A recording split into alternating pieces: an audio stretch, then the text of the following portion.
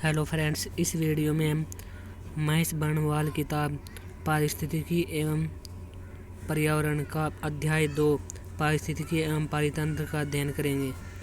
Ecology and ecosystem. विषय विस्तार: पारिस्थितिकी, स्वपारिस्थितिकी, सबपारिस्थितिकी, परपारिस्थितिकी। जो पारिस्थितिकी है उसके 3 भाग है: पारिस्थितिकी, स्वपारिस्थितिकी, समपारिस्थितिकी या परपारिस्थितिकी। सबपारिस्थितिकी या परपारिस्थितिकी के पार्ट: जनसंख्या पारिस्थितिकी, समुदाय पारिस्थितिकी, पारिस्थितिकी तंत्र पारिस्थितिकी, बायोम पारिस्थितिकी।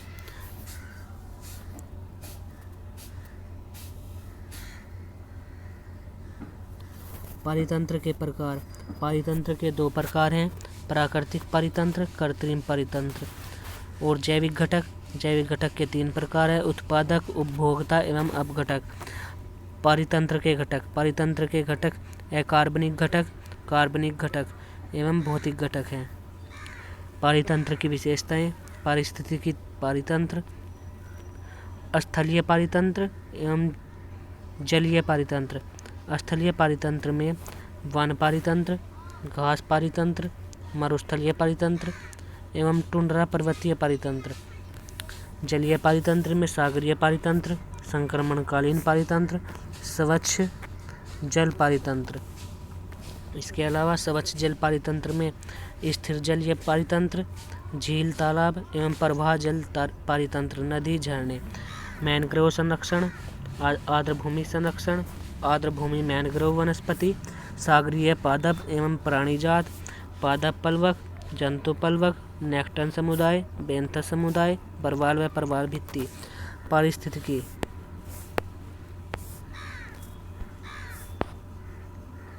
इकोलॉजी।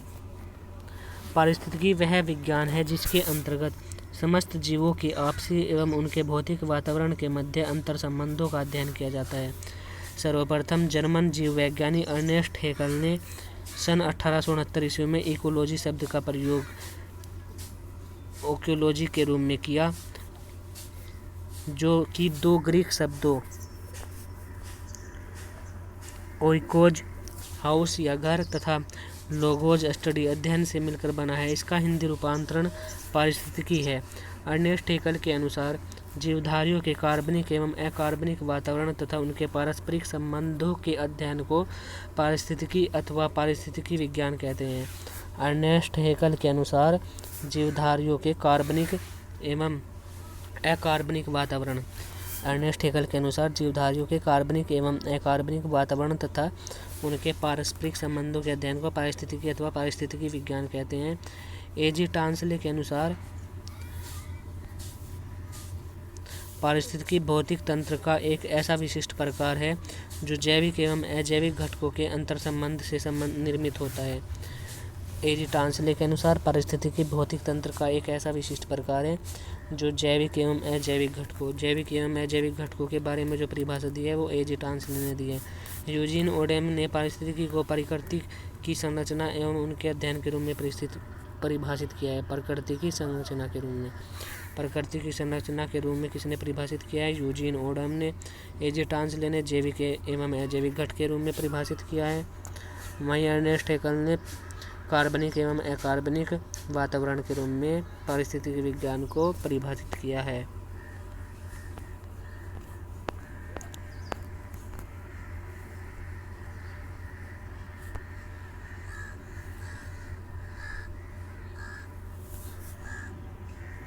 पारिस्थितिकी के अंतर्गत केवल जीव तथा उसके वातावरण के मध्य परस्पर संबंधों का अध्ययन ही नहीं किया जाता है, बल्कि जनसंख्या, समुदाय, पारितंत्र, बायोम तथा जैवमंडल का भी अध्ययन किया जाता है।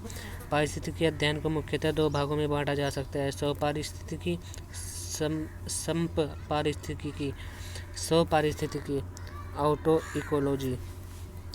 इसके अंतर्गत किसी जाति के विशेष का जाति विशेष का परस्पर तथा उसके पर्यावरण के साथ संबंधों का अध्ययन किया जाता है। उदाहरण जीवों का उष्णगुणता के प्रति अनुकूलन का अध्ययन समपारिस्थितिकी। इसके अंतर्गत जीवों के समूह का परस्पर तथा उनके पर्यावरण के साथ संबंधों का अध्ययन किया जाता है। उदाहरण तालाब के परितंत्र पर अम्लीय वर्षा का प्रभाव। समपारिस्थितिकी को अन्य विभेदों के द्वारा सरलता से समझा जा सकता है। जनसंख्या पारिस्थितिकी। जनसंख्या पारिस्थितिकी के अंतर्गत किसी स्थान पर एक ही पादप अथवा जंतु जाति विशेष की संपूर्ण सदस्यों द्वारा निर्मित आबादी तथा इनके वातावरण से संबंध तथा प्रभाव का अध्ययन किया जाता है। समुदाय पारिस्थितिकी। समुदाय पारिस्थितिकी के अंतर्गत किसी स्थान पर पाए जाने वाले सभी जाति के जीवधारियों, पादपों, जंतुओं, जीवाणुओं तथा कवकों आदि के जैविक समुदाय तथा इनके वातावरण के मध्य संबंधों का अध्ययन किया जाता है। पारिस्थितिकी तंत्र। पारिस्थितिक तंत्र पारिस्थितिकी के अंतर्गत प्रकृति के जैविक एवं घटक एवं अजैविक घटक तथा उनके परस्पर संबंधों से बने तंत्रों का अध्ययन किया जाता है। बायोम पारिस्थितिकी। बायोम पारिस्थितिकी के अंतर्गत प्रकृति में एक तथा एक से अधिक जटिल समुदायों के समूह जो एक ही समय में विभिन्न अनुक्रम अवस्था में होते हैं के मध्य पारिस्थितिकी क्रियाओं का अध्ययन किया जाता है। पारितंत्र। किसी पारिस्थितिकी में जैविक समुदाय व अजैविक घटकों के अंतर संबंधों से निर्मित संरचना व क्रियात्मक इकाई को पारितंत्र कहते हैं।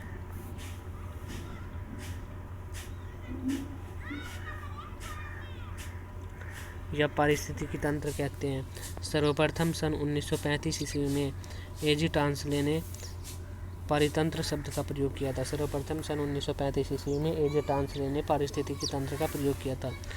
एजी टांसले के अनुसार पारिस्थितिकी तंत्र भौतिक तंत्रों का एक विशेष प्रकार होता है जिसकी रचना जैविक एवं अजैविक एवं जैविक घटकों से होती है। यह अपेक्षाकृत स्थिर समस्थिति में होता है। यह एक खुला तंत्र है जो आकार में भिन्न तथा परिवर्तनीय हो सकता है, जैसे तालाब पारितंत्र। पारितंत्र की विशेषताएं।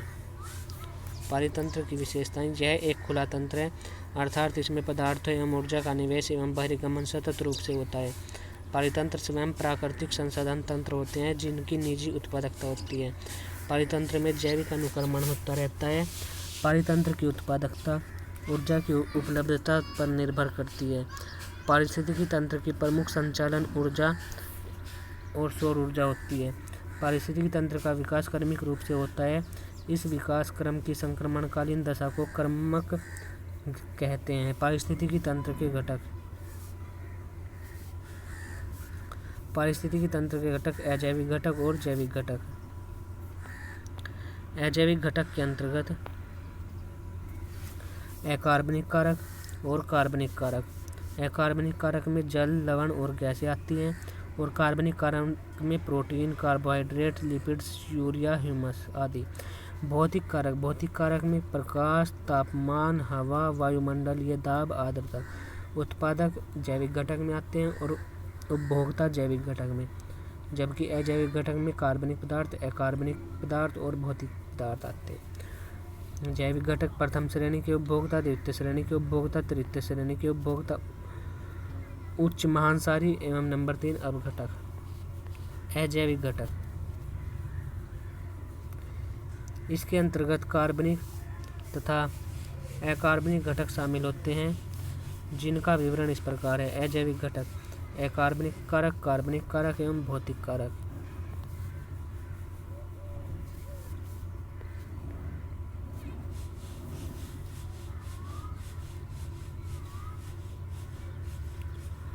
अकार्बनिक कारक अकार्बनिक पदार्थ जैसे phosphorus, calcium, magnesium, sodium, potassium तथा लोहा भी जीवों की जैविक क्रियाओं संरचनाओं में महत्वपूर्ण भूमिका निभाते हैं। इसके अलावा कई अन्य तत्व भी सूक्ष्म मात्रा में जीवों में उपस्थित होते हैं। सभी खनिज तत्व एक निश्चित चक्र से गुजरकर पुनः उसी स्थिति में आ जाते हैं अकार्बनिक कारक कहलाते हैं। कार्बनिक कारक इसके अंतर्गत मृत पौधों एवं जंतुओं के कार्बनिक यौगिक जैसे प्रोटीन, कार्बोहाइड्रेट, वसा तथा उनके अपघटन से उत्पादित उत्पाद जैसे यूरिया व ह्यूमस शामिल होते हैं। कार्बनिक घटक कहलाते हैं प्रोटीन, कार्बोहाइड्रेट, वसा, यूरिया, ह्यूमस। भौतिक या जलवायु कारक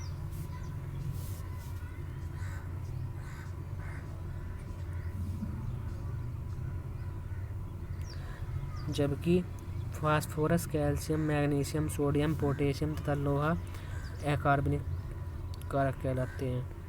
और भौतिक या जलवायवीय कारक, भौतिक कारकों में तापमान, प्रकाश की उपलब्धता, जल की गुणवत्ता व मात्रा, वर्षा, वायुमंडल की आर्द्रता व मृदा के प्रकार हम आदि महत्वपूर्ण है। हम सभी जानते हैं कि पृथ्वी पर जलवायु संपूर्ण क्षेत्र में एक जैसी नहीं है।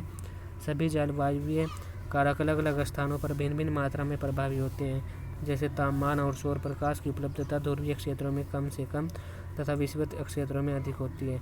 जैविक घटक, पारिस्थितिकी तंत्र के जैविक घटकों में पादप, जंतु व सूक्ष्म जीव शामिल होते हैं। इन्हें 3 मुख्य श्रेणियों में विभाजित किया जाता है: उत्पादक, उपभोक्ता एवं अपघटक, प्रोड्यूसर्स, कंज्यूमर्स एवं डिकम्पोजर्स। उत्पादक में पेड़ पौधे एवं उपभोक्ता में खरगोश, हिरण, शेर, कबूतर, गाय, भैंस इत्यादि एवं अपघटक में पैरामीशियम, हाइड्रा, फंगस इत्यादि आते हैं।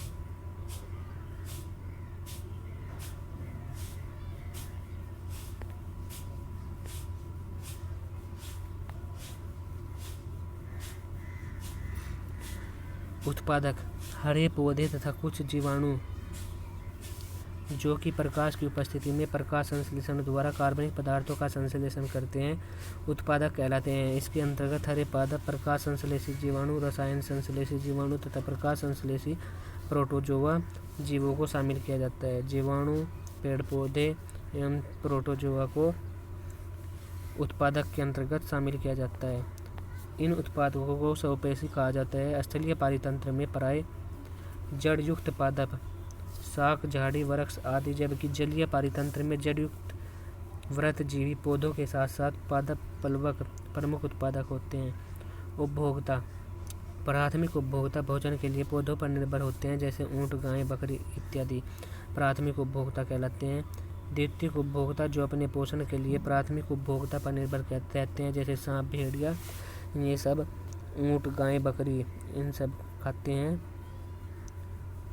सांप, भेड़िया द्वितीयक उपभोक्ता के अंतर्गत आते हैं। तृतीयक उपभोक्ता जो अपने भोजन के लिए प्राथमिक एवं द्वितीयक उपभोक्ता पर निर्भर रहते हैं, जैसे बाज, बड़ी शार्क, शेर इत्यादि, ये द्वितीयक उपभोक्ता पर निर्भर रहते हैं।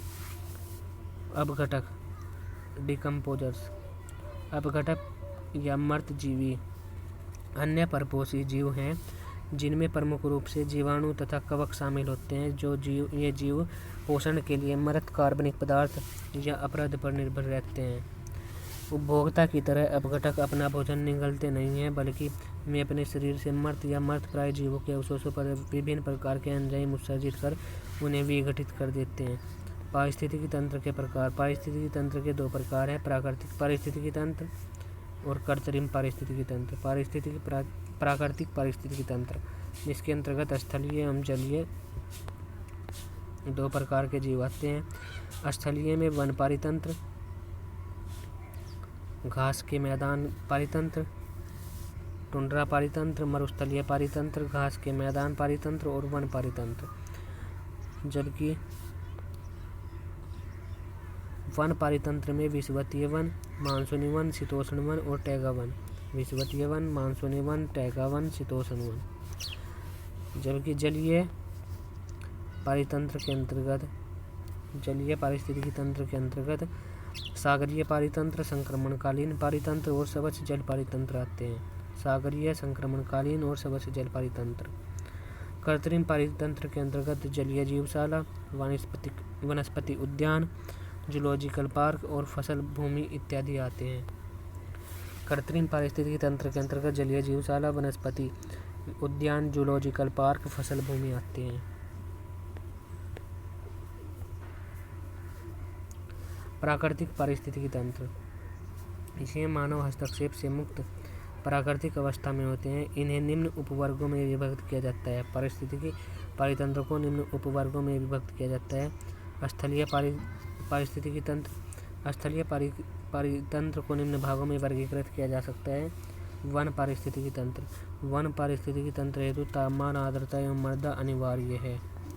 जलवायु एवं मृदा का स्वरूप यह निर्धारित करता है कि वनस्पति का वितरण किस प्रकार होगा।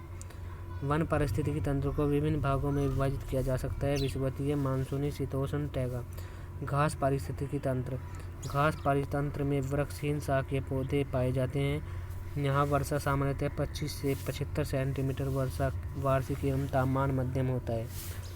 घास पारितंत्र में वर्षा कम होने के कारण वनों का विकास नहीं हो पाता, परंतु मरुस्थलों की तुलना में यहाँ अधिक वर्षा होती है। घास पारितंत्र को सवाना पारितंत्र भी कहा जाता है। इनमें झाड़ियों के साथ साथ छोटे वृक्ष भी पाए जाते हैं। ये उष्ण एवं शीतोष्ण दोनों क्षेत्रों में पाए जाते हैं। टुंड्रा पारिस्थितिकी तंत्र। टुंड्रा पारितंत्र का विस्तार उत्तरी अमेरिका के उत्तरी भाग में ग्रीनलैंड, यूरोप एवं रूस के साइबेरिया में है। ग्रीनलैंड, यूरोप, रूस के साइबेरिया में टुंड्रा पारिस्थितिकी तंत्र है। ग्रीनलैंड, यूरोप, रूस के साइबेरिया में। यहाँ की पर्यावरणीय दशाएं अत्यंत प्रतिकूल हैं। यहाँ वर्ष भर सूर्य के प्रकाश एवं तापमान का अभाव रहता है तथा वर्षा हिमपात के रूप में होती है, स्नोफॉल के रूप में, बर्फ के रूप में। टुंड्रा के दो प्रकार हैं, आर्कटिक टुंड्रा तथा अल्पाइन टुंड्रा। आर्कटिक टुंड्रा का विस्तार उत्तरी गोलार्ध में वृक्ष सीमा के ऊपर, जबकि अल्पाइन टुंड्रा का विस्तार उच्च पर्वतों पर वृक्ष सीमा से ऊपर एवं हिमानी रेखा के नीचे है। सूर्य के प्रकाश की कमी के कारण विश्व की कुल पादप प्रजातियों का 3% भाग ही यहाँ विकसित हो पाया है। टुंड्रा परितंत्र में पाई जाने वाली वनस्पतियाँ मोस, लाइकेन, बर्च आदि हैं। मोस, लाइकेन, बर्च आदि हैं।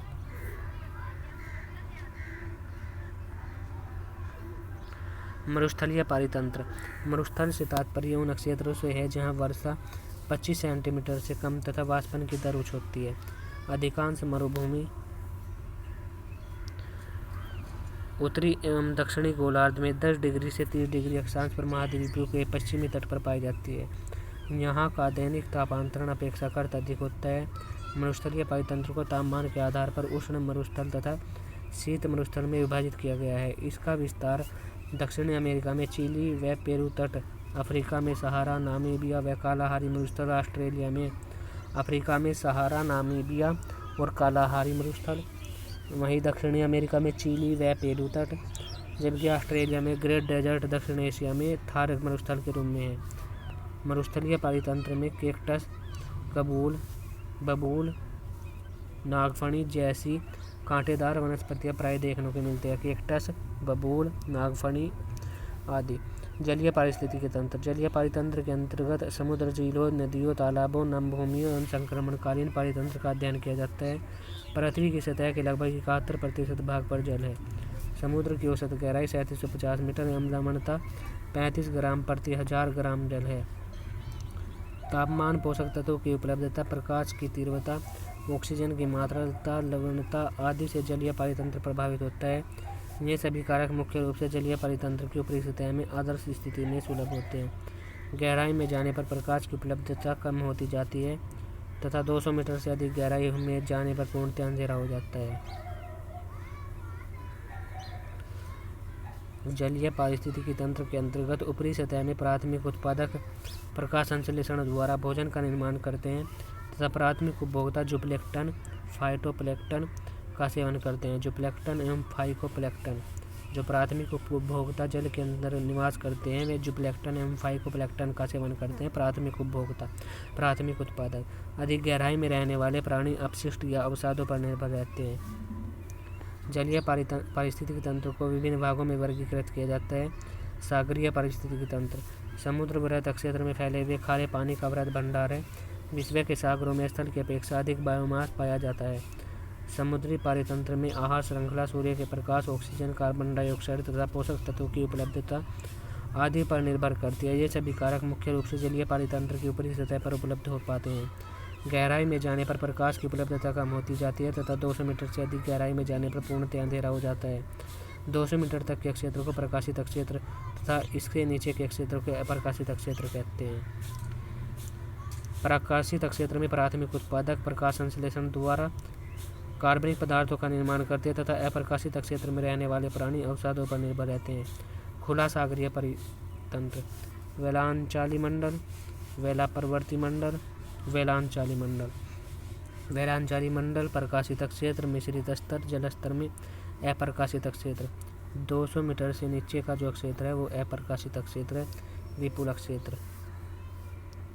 सागरीय क्षेत्र को गहराई के आधार पर निम्न मंडलों में बांटा गया है: वेलापवर्ती, नितलस्थल, वेलापवर्ती और नितलस्थ। वेलापवर्ती में प्रकाशित मंडल और अप्रकाशित मंडल है। प्रकाशित मंडल के अंतर्गत अधिवेलापवर्ती, वहीं अप्रकाशित मंडल के अंतर्गत मध्य वेलापवर्ती, गहरे वेलापवर्ती, वितलीय वेलापवर्ती। मध्य, गहरे और वितलीय। वही जो नितलस्थ है, नितलस्थ के अंतर्गत वेलांचली, उपवेलांचली एवं गहरे तलीय मंडल के रूप में समुद्र के भागों को विभाजित किया गया है। समुद्री जंतु एवं पादप। सागरीय जीवों का वातावरण दाब अनुकूलनशीलता, जो कि गहराई के साथ साथ बढ़ती जाती है, के आधार पर किया जाता है, जिन्हें मुख्य रूप से प्लवक, नेक्टन व बैंथस के रूप में परिभाषित किया जाता है। प्लवक, नेक्टन एवं बैंथस के रूप में। सागरीय जीव के अंतर्गत पेलाजिक क्षेत्र, नितलस्थ क्षेत्र। पेलाजिक क्षेत्र के अंतर्गत प्लवक, नेक्टन, वहीं प्लवक के अंतर्गत पादप प्लवक, जंतु प्लवक और नितलस्थ क्षेत्र के अंतर्गत बैंथस आते हैं। प्लवक के अंतर्गत पादप प्लवक एवं जंतु प्लवक, वहीं पेलाजिक क्षेत्र के अंतर्गत प्लवक एवं नेक्टन आते हैं और बैंथस को नितलस्थ क्षेत्र के अंतर्गत रखा गया है। ये सभी जीव इन क्षेत्रों में आते हैं।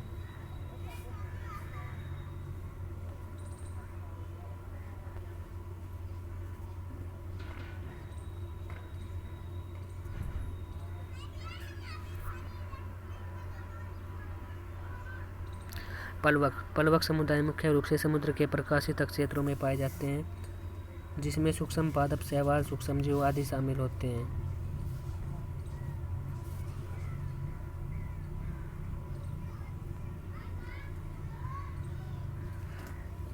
पादप प्लवक सूक्ष्म आकार के अत्यधिक जनन क्षमता वाले जीव होते हैं, जो अत्यंत कम समय एवं अनुकूल परिस्थितियों में सागरीय जल के आवरण को ढक लेते हैं। ये प्रायः स्वपोषी पादप होते हैं, जो सूर्य के प्रकाश में अपना भोजन बनाते हैं। शैवाल तथा डायटम इसके मुख्य उदाहरण हैं, जो आकार में अत्यंत सूक्ष्म होते हैं। पादप प्लवक के अंतर्गत शैवाल तथा डायटम आते हैं, जो आकार में अत्यंत सूक्ष्म होते हैं। यद्यपि इनका सर्वाधिक विकास ठंडे सागरीय जल में होता है, परंतु सागरीय धाराएं इन्हें अन्य क्षेत्रों में वितरित कर देती हैं। गोयालाकास तथा जिम्नोडियम पादपों में जनन तीव्र गति से होता है, जिससे लाल भूरे रंग के पादपों का आधिक्य हो जाता है। उसे लाल जवार कहते हैं। इनका विकास गर्म सागरीय क्षेत्रों में होता है। जंतु प्लवक, ये छोटे क्रस्टेशियन एवं अकशेरुकी प्राणी होते हैं। इनका आकार 1 मिलीमीटर से कई मीटर तक हो सकता है। ये प्राथमिक उपभोक्ता होते हैं, जो शाकाहारी, मांसाहारी तथा औषध पोषित होते हैं। कुछ जंतु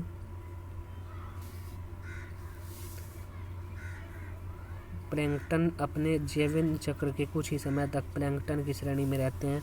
बड़े होने पर ये नेक्टन एवं बैंथस समूह में आ जाते हैं। नेक्टन समुदाय सागरीय गहराइयों में स्वतंत्र एवं धारा के विपरीत तैरने वाले वृहद आकार के शक्तिशाली जंतुओं का समूह, जिनमें अधिकांश कशेरुकी होते हैं, नेक्टन कहलाते हैं। नेक्टन के अंतर्गत जो कशेरुकी होते हैं, सागर में अधिक गहराई में रहते हैं, वे नेक्टन समूह कहलाते हैं। नेक्टन समुदाय की प्रमुख मछलियाँ हेरिंग एवं स्क्विड पेलेजिक है। नेक्टन वर्ग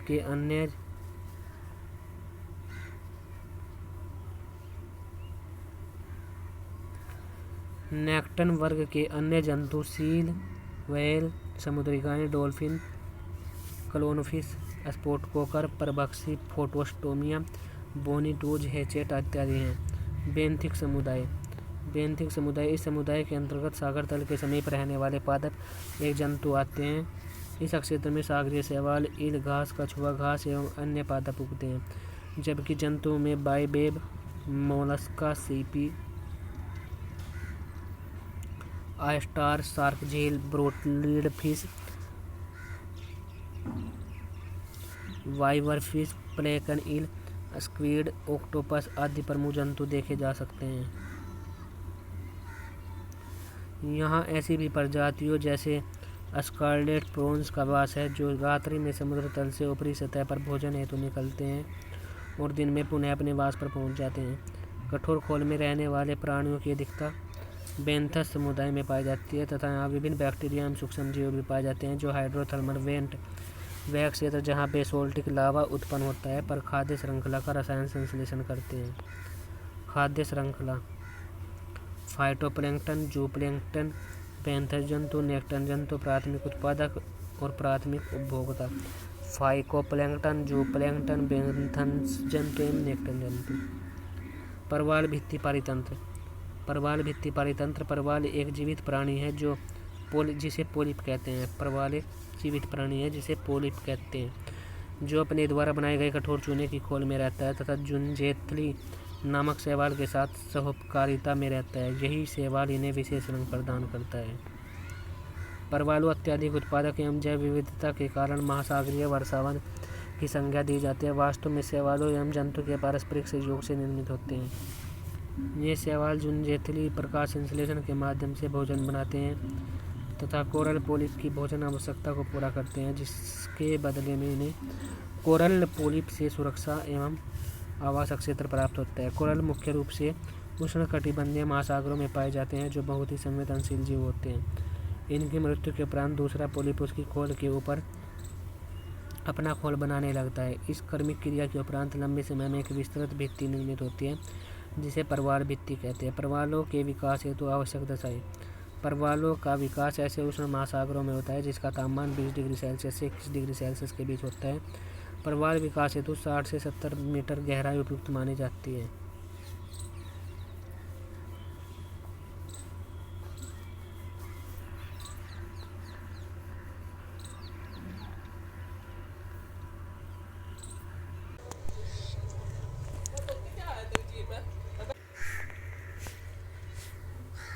जहां उन्हें सूर्य का प्रकाश एवं पर्याप्त ऑक्सीजन की आपूर्ति संभव हो सके। परवालों के विकास हेतु औसत सागरीय लवणता 27 से 30% होनी चाहिए। सागरीय तरंग एवं धाराएं परवालों हेतु भोजन लाती है तथा ये नैर्टिक मंडल में मौजूद अवसादों को खुले सागरीय क्षेत्र में वापस ले जाती है, जिससे नैर्टिक मंडल में प्रकाशित क्षेत्र का विस्तार होता है, जो परवालों की वृद्धि में सहायक होता है। परवाल भित्ति के प्रकार। तटीय परवाल भित्ति, अवरोधक परवाल भित्ति, एनोल परवाल भित्ति, एटोल परवाल भित्ति। तटीय परवाल भित्ति। तटीय परवाल भित्ति ये महाद्वीपों अथवा द्वीपों के किनारे अतः सागरीय चबूतरों के ऊपर निर्मित होने वाली परवाल भित्तियाँ होती हैं। इन परवालों का स्थलोन्मुख भाग मंद ढाल वाला होता है, जिसके फलस्वरूप तटीय परवाल भित्तियों की संरचना उबड़ खाबड़ होती है। तटीय परवाल भित्तियाँ सामान्यतः स्थलीय भाग से सटी होती हैं, परंतु कभी कभी इनके तथा स्थल भाग के बीच अंतराल हो जाने के कारण छोटी लैगूनों का निर्माण हो जाता है, जिसे बोट चैनल कहा जाता है, जैसे मन्नार की खाड़ी, कच्छ की खाड़ी, निकोबार एवं अंडमान द्वीप समूह, पाक की खाड़ी, दक्षिणी फ्लोरिडा आदि। अवरोधक परवाल भित्ति। इसका निर्माण सागरीय तट से कुछ दूर किंतु तट के समानांतर होता है।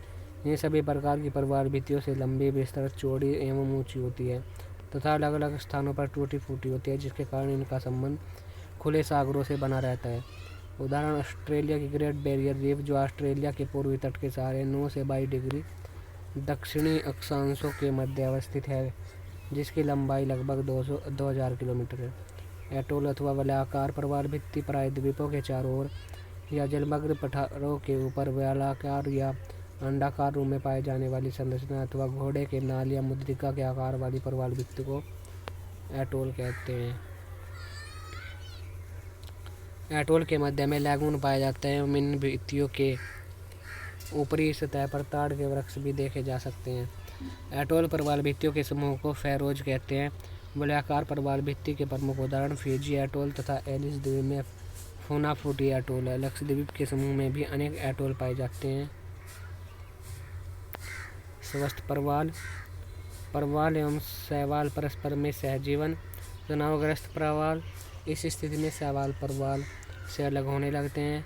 विरंजित परवाल। शैवालों के पृथक होने के पश्चात परवाल विरंजित एवं सुभेद हो जाते हैं।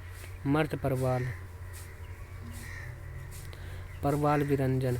परवाल विरंजन का सामान्य अर्थ है कि परवाल पर विभिन्न रंगीन शैवालों का पर्यावरणीय घटकों के नकारात्मक प्रभाव से परवालों के ऊपर से हट जाना, जिससे परवालों की सतह का वास्तविक रंग सफ़ेद दिखाई देने लगता है तथा भोजन आपूर्ति बाधित हो जाती है। अतः अंततः परवाल मर जाते हैं। इसे ही परवाल विरंजन कहते हैं। इसकी 4 स्थितियाँ दी हुई है: स्वस्थ प्रवाल, तनावग्रस्त प्रवाल, विरंजित प्रवाल, मृत प्रवाल।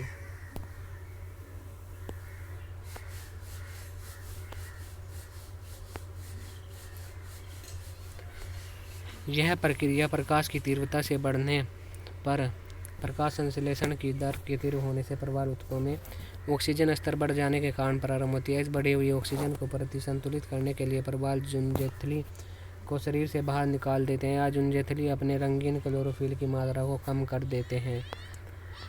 समुद्री पारितंत्र में प्रवाल एक की स्टोन की प्रजाति है जिसके तीव्र विरंजन से सागर के विभिन्न जीव जंतुओं का जीवन खतरे में पड़ जाता है। प्रवाल विरंजन के मुख्य कारण वैश्विक तापन, कोरल खनन, अति उच्च एवं निम्न ताप, बाढ़, भीषण चक्रवात, अवसाद वृद्धि, अल नीनो, भारी वर्षा, प्लेट विवर्तन की घटनाएं, सागरीय प्रदूषण, सागर जल में वृद्धि तथा सागरीय तापमान में वृद्धि आदि है। भारत के प्रवाल वित्तीय क्षेत्र अंडमान एवं निकोबार द्वीप समूह, कच्छ की खाड़ी, मन्नार की खाड़ी, पाक की खाड़ी, लक्षद्वीप, विजयदुर्ग महाराष्ट्र, नैटरानी द्वीप कर्नाटक,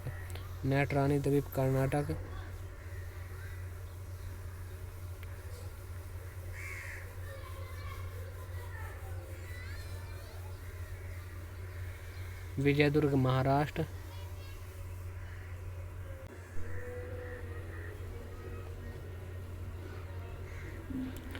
भारतीय जूलॉजिकल सर्वे द्वारा पोर्ट ब्लेयर में national coral reef research institute की स्थापना की गई है, जहां ऑस्ट्रेलिया की मदद से प्रशिक्षण प्रोजेक्ट भी चलाया जा रहा है। संक्रमणकालीन जलीय पारितंत्र। संक्रमणकालीन पारितंत्र को निम्न वर्गों में विभाजित किया जा सकता है: संक्रमणकालीन पारितंत्र, ज्वारनदमुक्त पारितंत्र, आर्द्रभूमि पारितंत्र और मैंग्रोव पारितंत्र। ज्वारनदमुक्त पारितंत्र। ज्वारनदमुख एक ऐसा क्षेत्र होता है जहाँ नदियाँ समुद्र में मिलती है। ज्वारनदमुख में नदियाँ डेल्टा न बनकर सीधे समुद्र में मिल जाती है। यह ऐसा क्षेत्र होता है जहाँ नदी एवं समुद्र दोनों की विशेषताएं पाई जाती हैं। इस संक्रमण क्षेत्र में जैव विविधता अधिक पाई जाती है क्योंकि यहाँ नदियों एवं समुद्र दोनों के पोषक तत्वों की अधिकता होती है। एस्चुअरी की दलदली भूमि और पौधे नदियों द्वारा लाए गए अवसादों और प्रदूषकों को अवशोषित कर जल को स्वच्छ बनाते हैं।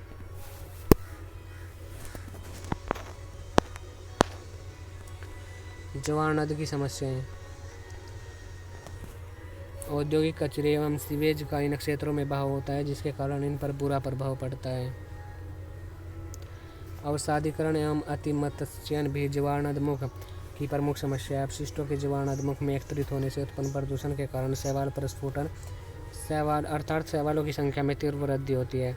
आर्द्रभूमि पारितंत्र। इसके अंतर्गत दलदल, पंख भूमि, पीठ भूमि, स्तरीय गति जल, ताज़ा एवं लवणीय जल शामिल आते हैं। आर्द्रभूमि का वर्गीकरण। समुद्र तटीय, अंतःस्थलीय। समुद्र तटीय के अंतर्गत ज्वारनदमुख, प्रवाल भित्ति, लैगून, खाड़ी एवं जलडमरू, मध्य तट एवं मैंग्रोव। वहीं अंतःस्थलीय में झील, तालाब, डेल्टा, अनुपकच्छ, ताजे जल के झरने आते हैं। आर्द्रभूमि के लाभ। आर्द्रभूमि के अंतर्गत आधारभूत सेवाएं, विनिमय रखरखाव, सांस्कृतिक सेवाएं, पर्यावास एवं सामुदायिक सेवाएं, सहायक सेवाएं। आधारभूत सेवाएं: खाद्य उत्पादन, स्वच्छ जल, औषधीय उत्पाद, उच्च जैविक उत्पाद, कच्चे माल की उपलब्धता, बायोकेमिकल उत्पाद, आनुवांशिक संसाधन।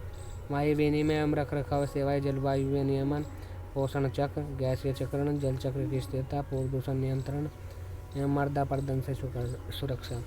सांस्कृतिक सेवाएं के अंतर्गत शैक्षिक अध्ययन, शोध, सौंदर्य, परंपरागत जीवन निर्वाह, पर्यटन, मत्स्य। वहीं पर्यावास एवं सामुदायिक सेवाएं के अंतर्गत विभिन्न जीवों का आवास, सुनामी व बाढ़ से सुरक्षा, विभिन्न प्रजातियों के प्रजनन केंद्र। सहायक सेवाओं के अंतर्गत मृदा निर्माण, प्राथमिक उत्पादन, परागण, जैव विविधता एवं पोषक तत्व चक्र शामिल है। आर्द्रभूमियों के ये लाभ के अंतर्गत आधारभूत सेवाएं, विनियमन एवं रखरखाव सेवाएं, सांस्कृतिक सेवाएं, पर्यावास एवं सामुदायिक सेवाएं, सहायक सेवाएं। आर्द्रभूमियों के संरक्षण के हेतु प्रयास।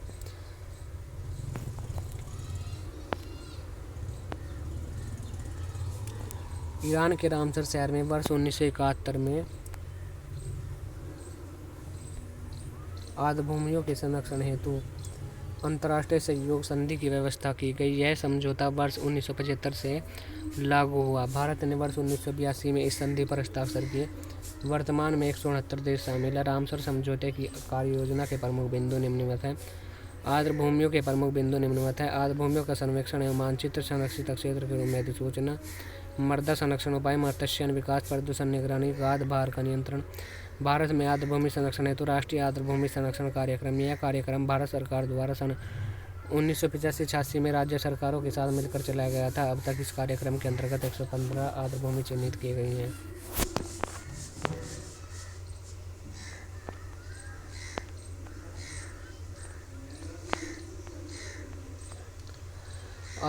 विश्व आर्द्रभूमि दिवस। आर्द्रभूमियों के संरक्षण हेतु जन जागरूकता के प्रसार के लिए वर्ष 1971 से प्रत्येक वर्ष 2 फरवरी को विश्व आर्द्रभूमि दिवस मनाया जाता है। वर्ष 2020 में इसका मुख्य विषय था आर्द्रभूमियां एवं जैव विविधता, वेटलैंड्स एंड बायोडाइवर्सिटी। 2 फरवरी 2020 को इसकी थीम थी। राष्ट्रीय आर्द्रभूमि संरक्षण कार्यक्रम के प्रमुख उद्देश्य आर्द्रभूमियों का मानचित्रीकरण, योजना प्रबंधन तथा निगरानी, सुरक्षा, व्यापक सूचीकरण, अनुसंधान कार्य। भारत में वर्तमान में 42 रामसर आर्द्रभूमियाँ हैं। 2020 तक 37 थी। वर्तमान में 42 रामसर आर्द्रभूमियाँ हैं। मॉन्ट्रेक्स रिपोर्ट, इसके अंतर्गत पर्यावरणीय प्रदूषण और मानवीय अतिक्रमण से क्षतिग्रस्त आर्द्रभूमियों को सम्मिलित किया जाता है। यह रामसर सम्मेलन के तहत कार्य करता है। जो मॉन्ट्रेक्स रिपोर्ट है यह रामसर सम्मेलन के तहत कार्य करता है। इस वीडियो में हमने पर्यावरण एवं पारिस्थितिकी की किताब का अध्याय 2 का आधा चैप्टर कंप्लीट किया है। शेष चैप्टर हम पार्ट 2 में कंप्लीट करेंगे। Please friends, like, subscribe and share.